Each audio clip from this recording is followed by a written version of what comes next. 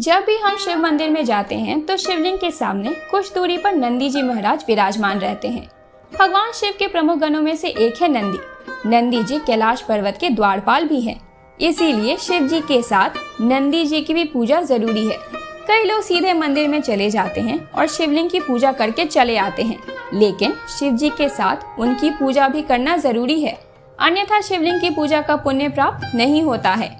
शिव जी ने ही नंदी जी को वरदान दिया था कि जहाँ उनका निवास होगा वहाँ नंदी जी भी हमेशा विराजमान रहेंगे। इसीलिए हर शिव मंदिर में शंकर परिवार के साथ साथ नंदी जी भी विराजमान होते हैं। जब भी मंदिर जाएं तो शिवलिंग का जलाभिषेक करने के बाद नंदी की प्रतिमा के समक्ष दीपक जलाएं। उसके पश्चात आप नंदी महाराज की आरती कीजिए।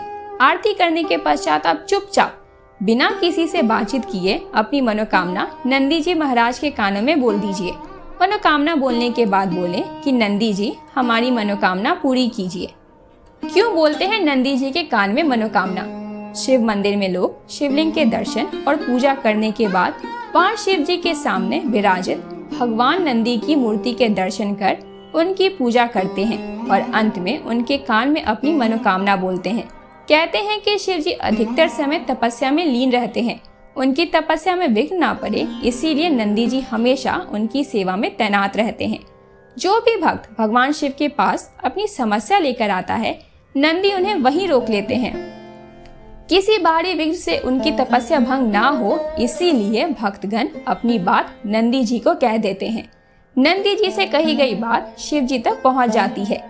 इसीलिए मंदिरों में नंदी जी के कान में अपनी मनोकामना कहे जाने का प्रचलन है। कहते हैं कि स्वयं भगवान शिव जी ने नंदी जी को यह वरदान दिया था कि जो भी तुम्हारे कान में आकर अपनी मनोकामना कहेगा, उस व्यक्ति की सभी इच्छाएं जरूर पूरी होगी। नंदी जी के कान में मनोकामना कहे जाने का नियम।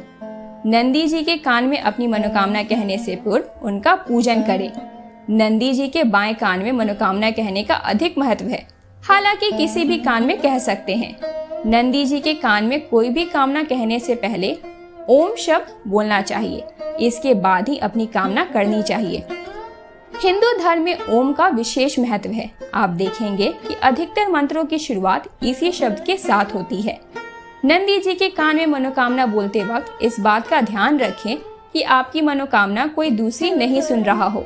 मनोकामना बोलते वक्त आप अपने होठों को अपने दोनों हाथों से ढक लें ताकि कोई आपको देख नहीं पाए।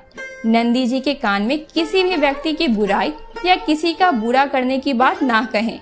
मनोकामना कहने के बाद नंदी जी के समक्ष कुछ भेंट अर्पित करें, जैसे फल, प्रसाद या धन।